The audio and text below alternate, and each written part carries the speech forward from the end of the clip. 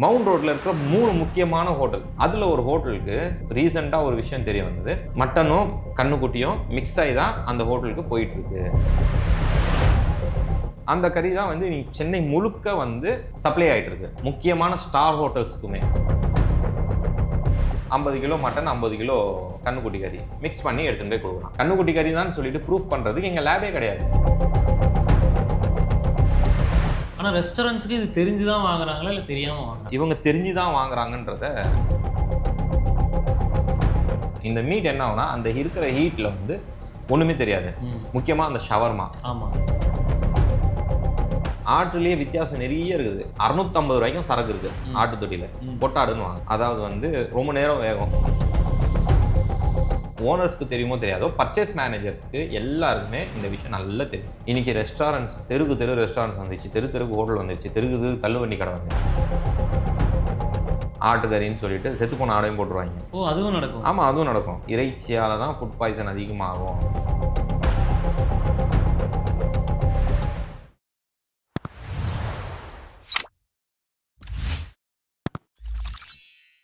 White hours நேயர்களுக்கு வணக்கம். இன்றைய நேர்காணலில் நம்ம கூட இணைஞ்சிருக்கிறது ஒரு ரெஸ்டாரண்ட் ஓனர். இவரை பற்றி நமக்கு தெரியாமல் இருந்திருக்காது. ஸோ சதாம் அவர்கள் தான் நம்ம கூட இணைஞ்சிருக்காரு. வணக்கம் பிரதர். வணக்கம். எப்படி இருக்கீங்க? நல்லா இருக்கேன். ஸோ நீங்கள் இப்போ வந்துட்டு ஒரு 4th ஜென்ரேஷனாக மீட் இண்டஸ்ட்ரியில் இருக்கீங்க இல்லையா? ஸோ இப்போ வந்துட்டு நீங்கள் நிறைய வீடியோஸ் போட்டிருக்கீங்க, மீட் ஸ்கேம்ஸ் பற்றி நிறைய வீடியோஸ் போட்டிருக்கீங்க. இறைச்சியில் என்ன மாதிரியான குளறுபடிகள் நடக்குது, என்ன மாதிரியான ஸ்கேம்ஸ்லாம் நடக்குது அப்படின்றத பற்றி போட்டிருக்கிறீங்க. அதில் ஏதாவது கண்ட்ரோல் மெஷர்ஸ் அப்படின்றது இது வரைக்கும் நீங்கள் பார்த்தது உண்டா? எங்கள் ஃபேமிலி பிஸ்னஸ் பார்த்தீங்கன்னா மீட் பிஸ்னஸ் தான். கொள்ளு தாத்தா, அதுக்கப்புறம் தாத்தா, எங்கள் அப்பா, இப்போது நாங்கள் இருக்கோம். இது எங்கள் ஃபேமிலி பிஸ்னஸ். இது கிட்டத்தட்ட வந்து ஒரு 150 வருஷம் வரலாறு எங்களுக்கு. 150 வருஷம் வரலாறு இருக்கு. அதில் வந்து பார்த்தீங்கன்னா இதில் நடக்கிற நல்லது கெட்டது எல்லாத்தையும் நாங்கள் பார்த்து வளர்ந்தவங்க நாங்கள்லாம். அதில் என்னென்ன நடக்குதோ பார்த்து வெறுத்துட்டு தான் நானாக ஒரு ஹோட்டல் ரெஸ்டாரண்ட் ஒன்று பிளான் பண்ணி பாண்டி பஜாரில் போட்டு அதில் என்ன என்னால் பெஸ்ட்டாக கொடுக்க முடியுமோ அதை கொடுத்துட்ருக்கேன். அப்போ தான் வந்து இதெல்லாம் வந்து ஏன் எக்ஸ்போஸ் பண்ணக்கூடாதுன்னு சொல்லி தான் இந்த மீட் கேம்ப்ஸ் எல்லாம் வந்து எக்ஸ்போஸ் பண்ண ஸ்டார்ட் பண்ணேன். அதில் ஃபஸ்ட்டு பார்த்தீங்கன்னா இந்த பாக்ஸ் மீட், இந்த பாக்ஸில் வந்து ராஜஸ்தானில் வந்து கறி வருதுன்னு சொல்லிட்டு அந்த எக்ஸ்போஸ் பண்ணோம். எக்ஸ்போஸ் பண்ணல, அதை கம்ப்ளைண்ட்டும் கொடுத்தோம். கம்ப்ளைண்ட் கொடுத்து அந்த கறியெல்லாம் எக்மூர் ரயில்வே ஸ்டேஷனில் தான் பிடிக்கிறாங்க, சென்ட்ரல் ரயில்வே ஸ்டேஷனில் பிடிக்கிறாங்க. இது வந்து பிடிச்சி இமீடியட்டாக அதுக்கான நடவடிக்கை எடுக்கிறாங்க.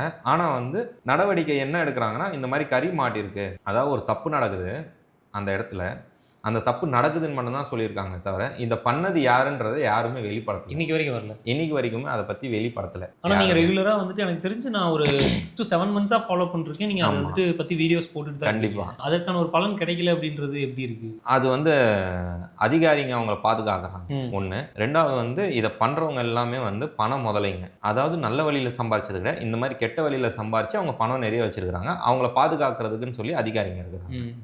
இதுதான் வந்து விஷயம். ஒரு தப்பு நடக்குது, அந்த தப்பு மாட்டிக்குது, அந்த தப்பு பண்ணவங்க பேர் வெளி வராதுன்றது தான் வந்து அதிர்ச்சி தரக்கூடிய ஒரு விஷயமா இருந்தது. சரின்னு சொல்லி அதோட பின்புலத்தை நம்ம என்ன பார்க்க போனால், சரின்னு சொல்லி மறுபடியும் கம்ப்ளைண்ட் கொடுக்குறோம். 2வது கட்டம். அந்த கம்ப்ளைண்ட்டில் வந்து இந்த கறி எங்கே போகுது, எந்தெந்த குடோனுக்கு போகுதுன்னு வரைக்கும் நம்ம கம்ப்ளைண்ட் கொடுக்குறோம். அந்த குடோனுக்கும் ரைடு போகிறாங்க. உதாரணத்துக்கு இப்போ ஒரு ரெஸ்டாரண்ட்டுக்கு போகிறாங்க ரைடுனா என்ன பண்ணுவாங்கன்னா, கேமரா எடுத்துன்னு போவாங்க. அந்த ஃபுட் ஆஃபீஸர், பழைய ஃபுட் ஆஃபீஸர் பார்த்தீங்கன்னா போயிட்டு அந்த எல்லாம் போட்டு கடை பேரெல்லாம் சொல்லிடுவாங்க.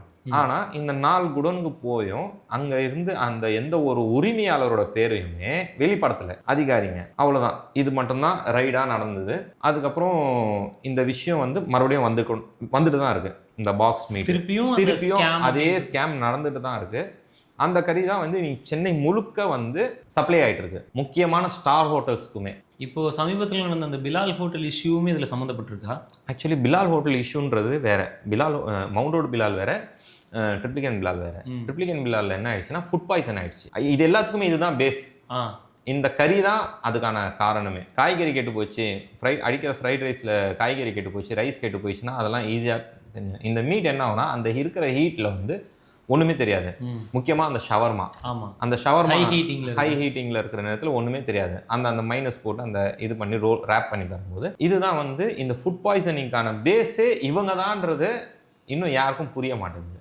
இவங்க தர வந்து தகுதியற்ற இறைச்சி தான் பாதி பேருக்கு இங்கே ஃபுட் பாய்சன் ஆகுது, நம்ம ரெஸ்டாரண்ட்ஸ் பேர் கெட்டு போகுதுன்றதே இவங்களுக்கு தெரியாமல் இன்னமும் ரெஸ்டாரண்ட்ஸில் நடந்துட்டு இருக்கு. ஆனால் ரெஸ்டாரண்ட்ஸுக்கு இது தெரிஞ்சு தான் வாங்குறாங்களா இல்லை தெரியாமல் வாங்குறாங்க? இது வந்து ஒரு கட்டத்தில் நானே வந்து உணர்ந்தது என்னன்னா, இவங்க தெரிஞ்சு தான் வாங்குறாங்கன்றத நான் உணர்றேன். தெரிஞ்சு தான் வாங்குறாங்கன்றத நான் நல்லா உணர்றேன். ஆனால் அது முன்னாடி வரக்கூடிய பின்விளைவுகளை பற்றி அவங்க யோசிக்கவே இல்லையா? அவங்களுக்கு தேவை வந்து காஸ்ட் கட்டிங். எனக்கு வந்து நான் எவ்வளோ வீடியோஸ் போட்டிருக்கேன், அந்த வீடியோஸில் எல்லாத்துலேயும் வந்து ப்ரீஃபாக எக்ஸ்பிளைன் பண்ணியிருக்கோம். இந்த கறி இப்படி இருக்கும், இந்த பாக்ஸ் கறி இப்படி இருக்கும், வீல் கண்ணுக்குட்டி கறி இப்படி இருக்கும், மட்டன் இப்படி இருக்கும், இந்த ஃப்ரெஷ்ஷான மீட் இப்படி இருக்கும், எல்லாத்தையுமே எக்ஸ்பிளைன் பண்ணியிருக்கோம். ப்ரைஸிங் உட்கொண்டு நம்ம எக்ஸ்பிளைன் பண்ணியிருக்கோம், எல்லாமே பண்ணியிருக்கோம். இருந்தும் வந்து இன்னமும் ஹோட்டலுக்காரங்க இதை வாங்குறாங்கன்னா அவங்களுக்கு புரிதல் இல்லாமல்லாம் இல்லை. ஒரு வியாபாரம் பண்ணுறாங்கன்னா அவ்வளோ புரிதல் இல்லாமல் அவ்வளோ அறிவு இல்லாமல்லாம் யாரும் பண்ண முடியாது. ஓகேங்களா? அப்படி ஒரு நாலேஜபிள் பர்சன் இதை பண்ணுறாங்கன்னா தெரிஞ்சு தான் பண்ணுறாங்க. வேலை காஸ்ட் கட்டிங் தான். உதாரணத்துக்கு இன்னைக்கு ரீசெண்டாக எனக்கு ஒரு விஷயம் தெரிய வந்தது. மவுண்ட் ரோட்ல இருக்கிற 3 முக்கியமான ஹோட்டல், அதில் ஒரு ஹோட்டலுக்கு ரீசெண்டாக ஒரு விஷயம் தெரிய வந்தது. வீல் கண்ணுக்குட்டி கறி அங்கே வந்து மிக்ஸ் ஆகி போயிட்டு இருக்கு. எந்த கறிக்கு பதிலாக மட்டனும் கண்ணுக்குட்டியும் மிக்ஸ் ஆகி தான் அந்த ஹோட்டலுக்கு போயிட்டு இருக்கு. மட்டனுடைய காஸ்ட் அதிகமாக இருக்குன்ற காரணத்தால வாங்கிட்டு இருக்காங்க. பட் ஹோட்டல்காரங்க என்ன சொல்லுவாங்கன்னா, இப்போ கேட்டோம்னா எங்களுக்கு தெரியாதுங்க, வெண்டார் தான் கொடுத்தாரு. நான் இப்போ கூட ஓப்பனாக சொல்கிறேன், 750 rupees மார்க்கெட் ப்ரைஸ் இருக்குது. 750 ரூபா ஆட்டுத்தொட்டி விலை. அந்த விலைக்கே நீங்கள் வாங்கணும்னா ஒன்று ஆட்டுத்தொட்டிக்கு போகணும். அங்கே போனீங்கன்னா அங்கே என்ன நடக்கும்னா, ஆட்டுலேயே வித்தியாசம் நிறைய இருக்குது. 650 ரூபாய்க்கும் சரக்கு இருக்கு ஆட்டுத்தொட்டியில. பொட்டாடுன்னு வாங்க, அதாவது வந்து ரொம்ப நேரம் வேகும், கிரேட் பை கிரேட் தரம் வாரியா பிரிச்சு வச்சிருப்பாங்க. அதுல நான் சொல்றது வந்து 750 rupeesன்றது ஃபர்ஸ்ட் குவாலிட்டி. நீங்க தாராளமா அந்த ஃபர்ஸ்ட் குவாலிட்டி மீட்டை வாங்கி நீங்க கஸ்டமர்ஸ்க்கு கொடுங்கன்னு தான் நான் சொல்றேன். அது நீங்க வாங்கி கொடுக்கணும்னா குறைஞ்சபட்சம் ஒரு 830 rupees ஆகுது உங்களுக்கு காஸ்டிங் ஆயிடும். ஏன்னா வந்து டிரான்ஸ்போர்ட்டேஷன் இருக்கு, லேபர் இருக்கு, அவங்களுக்கான மார்ஜின் ஒன்று இருக்கு. இது இல்லாம நீங்க வாங்குறீங்கன்னா, அந்த பிரைஸிங்க்கு கீழே வாங்குறீங்கன்னா குவாலிட்டி இல்லாத ப்ராடக்ட் தான் உங்களுக்கு வந்து சேரும். கண்ணுக்குட்டி தான் உங்களுக்கு வந்து சேரும். வெண்டார் கொடுக்குறதே கண்ணுக்குட்டியாக தான் வந்து சேரும். வெண்டார் கொடுக்குறதே கண்ணுக்குட்டியாக தான் வந்து சேரும். ஏன்னா வந்து 750 ரூபா தொட்டி போயிட்டு இருக்காங்க. இவங்க வந்து 650 ரூபாய்க்கு கொடுக்குறியா, 700 ரூபாய்க்கு கொடுக்குறியா, நாங்கள் பேரம் பேசும்போது இந்த வெண்டார் என்ன பண்ணுறான்னா, நான் தரேன்னு சொல்லிட்டு 50 கிலோ மட்டன் 50 கிலோ கண்ணுக்குட்டி கறி மிக்ஸ் பண்ணி எடுத்துகிட்டு போய் கொடுக்குறான். அப்படி கொடுக்குற நேரத்தில் என்ன ஆகுதுன்னா மாட்ட மாட்டாங்க. ஏன்னா இங்கே லேபே கிடையாது டெஸ்ட் பண்ணுறதுக்கு. கண்ணுக்குட்டி கறி தான் சொல்லிட்டு ப்ரூஃப் பண்ணுறதுக்கு எங்கள் லேபே கிடையாது. இப்போ தான் அதுக்கான நடவடிக்கை எடுத்துகிட்டு இருக்கிறாங்க. நம்ம போட்ட வீடியோஸ் எல்லாம் கொஞ்சம் எங்கேயோ ரீச் ஆகி அதுக்கான நடவடிக்கை எடுத்துகிட்டு இருக்கிறாங்க. லேப்ஸ் வரப்போகுது கூடிய சீக்கிரம். அந்த பிரச்சனை எல்லாம் முடிய போகுது. எவ்வளோவும் வந்து எல்லாமே ஒரு அண்டர்ஸ்டாண்டிங்லாம் தான் நடந்துட்டு இருக்கு. ஓனர்ஸ்க்கு தெரியுமோ தெரியாதோ பர்ச்சேஸ் மேனேஜர்ஸ்க்கு எல்லாருக்குமே இந்த விஷயம் நல்லா தெரியும். இது வந்து மட்டன் கிடையாது, மிக்சிங்கில் தான் வந்துட்டு இருக்குது. இன்னமும் அந்த பிரச்சனைங்க முடியவே இல்லை. இன்னமும் சென்னை ஃபுல்லாகவே கண்ணுக்குட்டி கறியும் இந்த ராஜஸ்தான் கறியும் தான் புழக்கத்தில் இருக்குது 80%. ஓகே, இப்போது நீங்கள் சென்னை அப்படின்னு சொல்லும்பொழுது சென்னையை தாண்டி தமிழ்நாடு ஃபுல்லாக இது வந்துட்டு நடந்துக்கிட்டு இருக்கா அப்படின்ற ஒரு கேள்வியும் வருது இல்லையா? இப்போ எங்கேருந்து வருது அப்படிங்கும்போது ராஜஸ்தான்லேருந்து வருதுன்னு சொல்கிறீங்க, நடுவில் கண்ணுக்குட்டி கறி அப்படின்றீங்க. ராஜஸ்தான்லேருந்து மட்டும்தான் நமக்கு இந்த மாதிரி கறிகள் வருதா, இல்லை வேற எங்கேருந்தும் வருதா? அதே மாதிரி சென்னையில் மட்டும்தான் இது வந்து சேல் பண்ணப்படுதா, இல்லை தமிழ்நாடு ஃபுல்லாக அப்படி நடக்குதா அப்படின்னு? சென்னை தான் பெரிய மெட்ரோ சிட்டி. ஓகேங்களா? இங்கே தான் அதுக்கான மார்க்கெட் பெருசாக இருக்குது. ரெஸ்டாரண்ட் இண்டஸ்ட்ரி எப்படி பூம் ஆயிருக்குன்னா, இன்னைக்கு ரெஸ்டாரண்ட்ஸ் தெரு ரெஸ்டாரண்ட்ஸ் வந்துச்சு, தெருக்கு ஹோட்டல் வந்துச்சு, தெருக்கு தள்ளுவண்டி கடை வந்துச்சு. இன்னைக்கு எல்லாருக்குமே ஒரே ஒரு கான்செப்ட் தான் வச்சிருக்காங்க, விலை கம்மியாக கொடுத்து கஸ்டமர்ஸை நான் அட்ராக்ட் பண்ணணும். அதுக்கு நான் என்ன பண்ணணும்? இப்போ வந்து உதாரணத்துக்கு 100 ரூபாய்க்கு நான் ஃப்ரைட் ரைஸ் கொடுக்கணும்னா 100 ரூபாய்க்கு ஏற்ற ஃப்ரைட் ரைஸ் தான் நான் கொடுக்க முடியும். ஃப்ரைட் ரைஸ் வந்து 200 rupees காஸ்டிங் ஆகும்னா அந்த 200க்கான ப்ரைஸிங் நீங்கள் கொடுத்தீங்கன்னா தான் அந்த ப்ராப்பர் ரைஸ் உங்களுக்கு வரும், ப்ராப்பர் பிளாக் பெப்பர் வரும், ப்ராப்பர் சிக்கன் அதில் வரும். இது எல்லாமே தான் வந்து காஸ்டிங். ஹோட்டலில் நடத்துகிறவங்க என்ன பண்ணுறாங்கன்னா, நான் 100 ரூபாய்க்கு கொடுத்தா தான் எனக்கு கஸ்டமர் வருவாங்கன்ற ஒரு கான்செப்டில் ப்ரைஸிங் அதை கிராஷ் பண்ணுறாங்க, கஸ்டமர்ஸ் அட்ராக்ட் பண்ணுறாங்க, உணவு தரத்தை குறைக்கிறாங்க. இதுதான் வந்து இன்றைக்கி இண்டஸ்ட்ரியே ரொம்ப கொலாப்ஸ் ஆகி ரொம்ப மட்டமாக இயங்கிட்டு இருக்கு உணவு துறையே. ஸோ இப்போ இந்த கண்ணுக்குட்டி கறியும் ஆட்டுக்கறி மிக்ஸ் ஆகி தான் வருது அப்படின்னு சொல்கிறீங்க இல்லையா? இப்போ இந்த கண்ணுக்குட்டி கறி அப்படின்றது எங்கேருந்து வருது? ஆட்டுக்குட்டி கறி ராஜஸ்தான்லேருந்து வருது, கண்ணுக்குட்டி கறி எங்கேருந்து வருது? கண்ணுக்குட்டி கறின்னு பார்த்தீங்கன்னா இந்த வேலூர் அந்த சர்க்கிளில் பார்த்தீங்கன்னா இந்த பேர்னாம்பேட்டு இந்த மாதிரி சின்ன சின்ன கிராமம் எல்லாம் இருக்கு உள்ள, அங்கேருந்து கட் பண்ணி என்ன பண்ணுவாங்கன்னா பேக்கில் ஐஸ் போட்டு பையிலே ஐஸ் போட்டு அங்கேருந்து அனுப்பிடுவாங்க. ட்ரெயினில் வந்துடும், இல்லை பஸ்ஸில் வந்துடும், நிறைய வழியாக வருது, ஆந்திராலேருந்து வருது, இதெல்லாம் பக்கத்துலேருந்தே வந்துடும். கண்ணுக்குட்டி கறின்றது இந்த ஆட்டுக்கறி மட்டும்தான் வந்து ராஜஸ்தான்லேருந்து வருது. ஏன்னா அங்கே காஸ்டிங் கம்மி, ஆட்டுக்கறின்னு சொல்லிட்டு செத்துப்போன ஆடையும் போட்டுருவாங்க. ஓ, அதுவும் நடக்கும்? ஆமாம், அதுவும் நடக்கும். யார் பார்த்தாங்க? அது இன்ஃபெக்ஷஸாக கூட இருக்கலாம். எல்லாமே இன்னைக்கு வந்து பாதி ஃபுட் பாய்சனுக்கு ஃபுட் இண்டஸ்ட்ரியில் காரணமே வந்து இறைச்சி தான், இறைச்சியால் தான் ஃபுட் பாய்சன் அதிகமாகும், புரியுதுங்களா? அதனால் வந்து நாங்கள்லாம் வெஜிடேரியன்ஸ்னு சொல்லி சந்தோஷப்பட்டவங்களுக்கு எல்லாருக்குமே ஃபேக் பன்னீர் வந்து அவங்களுக்கு ஒரு அதிர்ச்சி கொடுத்தது. இது வந்து உணவு நீங்கள் வந்து மனசார வந்து வர கஸ்டமருக்கு நீங்கள் வந்து கொடுக்கணும், அதுதான் சந்தோஷம். எனக்கு வந்து என்னை பொறுத்த வரைக்கும் என் கடைக்கு கஸ்டமர்ஸ் வராங்களா, அவங்க என்னோடய விருந்தாளிங்களாக தான் நான் பார்க்குறேன். அவங்களுக்கு நான் உணவு பரிமாறுறதுலேருந்து அவங்களுக்கு கொடுக்குற தரமான பொருள்லேருந்து என்னோடய விருந்தாளிங்க சாப்பிட்டு சந்தோஷமாக போகணுன்ற ஒரே ஒரு பாயிண்டில் மட்டும் தான் நான் பிஸ்னஸ் பண்ணிடுவேன். நான் வந்து என்னோட ப்ரைஸில் நான் காம்ப்ரமைஸே கிடையாது. என்னோட ப்ரைஸிங் இதுதான், சாப்பிடுங்க, திருப்தியாக போங்க, அவ்வளோதான். இதே மென்டாலிட்டி எல்லா ரெஸ்டாரண்ட்ஸ் ஓனருக்கும் என்னன்னா தாராளமாக வந்து இந்த ஸ்கேமே முடிஞ்சிடும். ஏன்னா அதிகாரிகளை திருத்த முடியாது. நம்ம அரசு வேறு அதிகாரிங்க வேறுன்றது நம்மளுக்கு நல்லா புரியும். இந்த அதிகாரிகளை நம்ம திருத்த முடியாது.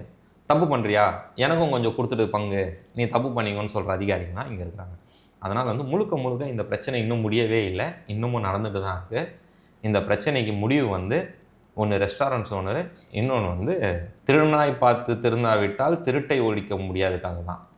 ஒன்று பண்ணுறவங்க திருந்தணும், இல்லை ஹோட்டல் வாங்குறவங்க திருந்தணும். ஓகே, இதில் பாதிக்கப்படுறது யாருன்னா மக்கள் தான். இப்போது பாதிக்கப்படுறது மக்கள் அப்படின்னு நீங்கள் சொன்னீங்க இல்லையா? மக்களுக்கு வந்துட்டு எல்லாருக்குமே வந்து ஒவ்வொரு பிலீஃப் இருக்கும், ஒவ்வொரு நம்பிக்கை இருக்கும். இந்த இறைச்சி விஷயங்களில் பார்த்தீங்க அப்படின்னா மத நம்பிக்கை அப்படின்றது ரொம்ப ரொம்ப ரொம்ப ஒரு முக்கியமான விஷயமா பார்க்கப்படுது. இந்த பீஃப் அப்படிங்கும்பொழுதே வந்து நிறைய பேருக்கு வந்து இந்த மத நம்பிக்கையை வந்துட்டு உடைக்கிற மாதிரியான ஒரு விஷயமா வந்துட்டு நிறைய பேர் பார்க்குறாங்க. அப்படி இருக்கும்பொழுது இந்த ஆட்டிறைச்சியோட அந்த பீஃபை சேர்த்து வரும்பொழுது அது தெரியாமல் சாப்பிட்ற மக்களுக்கு அது எந்த அளவுக்கு ஒரு கொடுமையான விஷயமா? இஸ்லாமியர்களுக்கு பன்றி இறைச்சி நீங்கள் கொடுத்தீங்கன்னா அவங்களுக்கு எவ்வளோ ஹராமோ அதே மாதிரி வந்து மாட தெய்வமாக வணங்குறவங்களுக்கு நீங்கள் வந்து மாட்டு இறைச்சி கொடுப்பது அவங்களுக்கு அவ்வளோ பாவமான செயல், புரியுதுங்களா? அதனால் வந்து உங்கள் மதம்ன்றது ஒரு பக்கம் இருந்தாலும் அவங்களோட மனநிலையை யோசிச்சு பாருங்கள். அவங்களுக்கு வந்து தப்பு பண்ணணுன்ற மைண்ட் செட்டில் அவங்க பண்ணல, நீங்கள் தான் அவங்க மேலே தப்பை திணிக்கிறீங்க, அந்த பாவம் உங்களை தான் வந்து சேரப்போகுது. அதனால் வந்து இறைச்சின்றது அவங்க உங்களை நம்பி வந்து சாப்பிட்றாங்க, அதை வந்து நல்லதாக கொடுங்க. உங்களுக்கு வந்து ஏதாவது சந்தேகம் இருக்கா, இறைச்சியில் எந்த வித சந்தேகம் இருந்தாலும் சரி தான், நான் கீழே கமெண்ட்ஸ் பண்ணுங்கள், அதுக்கு நாங்கள் ரிப்ளை பண்ணுறோம். அதே மாதிரி இந்த இறைச்சி வியாபாரத்தில் இருக்கிறவங்க சொல்லுவாங்க, கறிக்கடை வச்சிருக்கிறவங்களே இப்போது வந்து ரீசெண்டாக இன்ஃப்ளூயன்சர்ஸ் என்ன பண்ணுறாங்கன்னா கறிக்கடைங்களை வந்து ப்ரொமோட் பண்ணுறேன்னு சொல்லிட்டு 1000க்கும் 2000க்கும் இந்த வீடியோஸ் போடுறதுக்கு கம்மி விலைக்கு கிடைக்கும் சொல்லிட்டு ப்ரொமோட் பண்ணுறாங்க. கறி வந்து கறிக்கடைக்காரங்கள யாராக இருந்தாலும் சரி கம்மி விலைக்கு கொடுக்க முடியாது. ஒன்று உங்களுக்கு கறி கம்மி விலைக்கு வருதுன்னா கண்டிப்பாக அதில் கலப்படம் இருக்கும், இல்லைனா எடை குறைவாக இருக்கும். இது 2 தான் நடக்கும். இப்போது ரீசெண்டாக பார்த்தீங்கன்னா ஹோட்டல்ஸில் மட்டும்தான் இந்த மாதிரி நடக்குதுன்னு நான் நினச்சேன். ரீசெண்டாக ஒரு கல்யாணத்துக்கு போயிருந்தேன். அந்த கல்யாணத்தில் பார்த்தீங்கன்னா கண்ணுக்குட்டி கறி, அந்த பிரியாணியில் கண்ணுக்குட்டி கறி. அப்போ விற்கிறவங்க வந்துட்டு அதில் கலந்துரும். இப்போ ஒன்றுமே இல்லை சார், அதை தான் சார் நான் திருப்பி சொல்கிறது தான். இப்போ நீங்கள் வந்து என்கிட்ட சார் மட்டன் என்ன ரேட்டுன்னு கேட்டிங்கன்னா, சார் 750 ரூபா வருது சார், எனக்கு இந்த சார்ஜஸ் எல்லாம் கொடுத்து எனக்குன்னு ஒரு மார்ஜின் வரும் சார், 850 ரூபா கொடுத்தீங்கன்னா தான் நான் வந்து கரெக்டான கறி உங்ககிட்ட எடுத்துன்னு வந்து சேர்க்க முடியும்னு நான் சொல்கிறேன். உதாரணத்துக்குன்னா நீங்கள் வந்து இல்லை சார் அந்த பாய் வந்து 650 ரூபாய்க்கு கொடுக்குறேன்னார் சார், நீங்கள் என்ன சார் 850 ரூபான்னு சொன்னீங்கன்னா பாய்கிட்டே போய் வாங்கிக்கோன்னு தான் நான் சொல்வேன். அந்த பாய் என்ன பண்ணுவார்னா 50 கிலோ மட்டன் 50 கிலோ கண்ணுக்குட்டி கலந்து உங்கள் கையில் கொடுத்துருவார். ஓகே, இப்போ இந்த விலை வாரியாக பார்க்கும்போது அவங்களுக்கு எந்த அளவுக்கு அதிகமான ஒரு லாபம் அப்படின்றது இந்த கலப்படத்தினால வருது? கிட்டத்தட்ட வந்து 250 ருபீஸ் வீலும் 750 ருபீஸ் மட்டனும் வாங்கி, உதாரணத்துக்கு இது ஒரு 50 கிலோ வாங்குறாங்கன்னா இது ஒரு 50 கிலோ வாங்குறாங்கன்னா கிட்டத்தட்ட வந்து 40% மார்ஜின் நிற்கும். அதாவது 40% அப்படிங்கும்போது எவ்வளோ கணக்கீடுல வரும், அமௌண்ட் வாரியாக எவ்வளோ கணக்கீடுல வரும்? 1 கிலோ 750 ரூபா மட்டன்னு வைங்களேன், 1 கிலோ வீல் வந்து 250 ரூபா. எவ்வளோ ஆயிடுச்சு உங்களுக்கு? 1000 ரூபாய். 1000 ரூபா ஆயிடுச்சுங்களா? 1000 ரூபா மீட் வந்து நீங்கள் 2 கிலோக்கு வந்து 1400 ரூபாய்க்கு கொடுக்குறீங்களோ, 1400 ரூபாய்க்கு கொடுக்குறீங்கன்னு 400 ரூபா ப்ராஃபிட் உங்களுக்கு, கிட்டத்தட்ட 40% மார்ஜின். அப்போது கணக்கீடு படி பார்த்தோம் அப்படின்னா ஒரு 10 லட்சம் ரூபாய்க்கு கறி வந்துட்டு ஏதோ ஒரு பெரிய ஈவெண்ட் ஃபங்க்ஷனுக்குலாம் வாங்குறாங்க அப்படின்னா 4 லட்ச ரூபா லாபம் நிற்கும். இந்த பெரிய லாபத்துக்கு தான் வந்து இவங்கெல்லாம் வந்து இந்த எல்லா கலப்படமும் பண்ணுறாங்க. நான் வெறும் 5% லாபத்துக்கு தான் நான் வியாபாரம் பண்ணுறேன். 5% எனக்கு லாபம் நிற்கட்டும், 5% என் ப்ராசஸிங் சார்ஜ் போட்டோம், வெறும் எனக்கு 10% ப்ராஃபிட் போதும். அதில் ஓப்பன் டிக்ளரேஷன் நான் தரேன், 5% எனக்கான செலவாயிடும், 5% எனக்கு ப்ராஃபிட் நிற்கட்டும். அதாவது 100க்கு 5 ரூபாங்க. பர்சன்டேஜும் புரியலன்னா 100க்கு 5 ரூபா எனக்கு லாபம் கிடைச்சா போதும் தான் நான் வேலை சொல்கிறேன். அதையே நீங்கள் ஏற்றுக்க மாட்டீங்கன்னா அப்போ உங்களுக்கு எப்படிங்க உங்களுக்கு நல்ல பொருள் கிடைக்கும்? தரமான பொருள் கிடைக்காது. தரமான பொருள் கிடைக்காது, கண்ணுக்குட்டி தான் கிடைக்கும். ராஜஸ்தான் கறி தான் கிடைக்கும். திருப்பியும் இல்லை நான் நல்ல கறி தான் வாங்குறேன்னா நீங்கள் தான் ஏமாந்துட்டு இருக்கீங்க, உங்களை திருத்த முடியாது, நீங்கள் அங்கேயே போய் ஏமாறுங்கன்னு தான் நான் சொல்லுவேன். இப்போ வரைக்கும் நடந்துட்டு இருக்கக்கூடிய ஸ்கேம்ஸ் எல்லாத்தையுமே எங்களுக்காக சொல்லியிருக்கிறீங்க. அண்ட் இதுக்கப்புறம் ஏதாவது ஸ்கேம் நடக்குது அப்படின்னா உங்களுடைய முயற்சி வந்து கண்டிப்பாக வெற்றி பெறணுன்றது தான் எங்களுடைய எல்லாருடைய ஆசையும். ஏன்னா இது மாதிரி யாருமே வந்துட்டு ஒரு பொதுநலமாக வந்து ஒரு மீட் பிஸ்னஸில் வந்து இது வந்து தப்பு அப்படின்னு சொல்லி எக்ஸ்போஸ் பண்ணி நாங்கள் கேள்விப்பட்டதில்லை. ஸோ உங்களுடைய பிஸ்னஸ்லேயும் சரி உங்களுடைய முயற்சியும் சரி அது வெற்றி பெறணும்னு நான் கடவுள்கிட்ட வேண்டிக்கிறேன். அதே மாதிரி இதுக்கு அடுத்து என்ன ஒரு ஸ்கேம் இருந்தாலும் நீங்கள் வந்து அதை துணிஞ்சு முன்னாடி வந்து எக்ஸ்போஸ் பண்ணுன்றதையும் நான் கேட்டுக்கிறேன். உங்களை மாதிரி மீடியா நண்பர்கள் எனக்கு உறுதுணையாக நிற்கிற வரைக்கும் எல்லா ஸ்கேம்ஸும் எக்ஸ்போஸ் பண்ணுவேன். அதே மாதிரி பாதி ஸ்கேம்ஸ் வந்து மக்கள் தான் எனக்கு தெரிவிக்கிறாங்க கீழே கமெண்ட்ஸ் மூலியமாக. அந்த மாதிரி வந்து மக்கள் வந்து அவங்களுக்கு தெரிஞ்ச நல்லது கெட்டதை கீழே கமெண்ட்ஸில் சொன்னாலும் நம்ம வந்து அதை எக்ஸ்போஸ் பண்ணுவோம். நிச்சயமாக. கண்டிப்பாக. நன்றி. நன்றி.